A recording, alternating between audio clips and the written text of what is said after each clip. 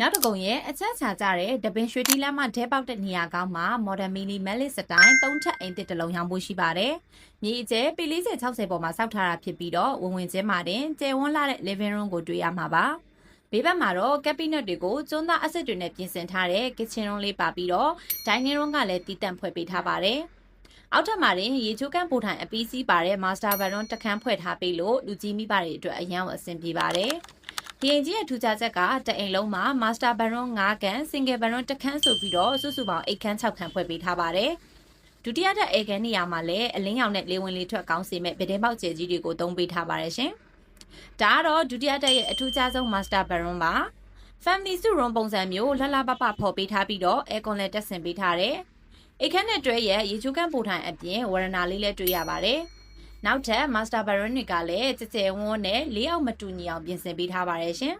။အပေါ်ဆုံးတက်မှာတော့ single bedroom တစ်ခန်းအပြင်ဖျားကန်း area ကိုလည်းတည်တံ့ဖွဲ့ပေးထားပါတယ်။ဒီအိမ်ကြီးရဲ့ highlight တစ်ခုဖြစ်တဲ့အပေါ်ဆုံးတက်ဝရဏကျဲကြီးကတော့ညနေခင်းဆန်းဆက်ကြည့်မလား barbecue party ပဲလုပ်မလားချေးလို့အကောင်းဆုံး space လေးပါပဲ။နေရာကောင်းအပြင်စင်ရှယ် modern အိမ်ကြီးရဲ့ရောင်စေးကတော့336,000ဖြစ်ပြီးတော့ညှိနှိုင်းပေးပါဦးမယ်ရှင်။စိတ်ဝင်စားလို့လာရောက်ကြည့်ကျင်နေဆိုရင်တော့3995185534 399540 160ကိုအခုပဲဆက်သွယ်လိုက်တော့နော်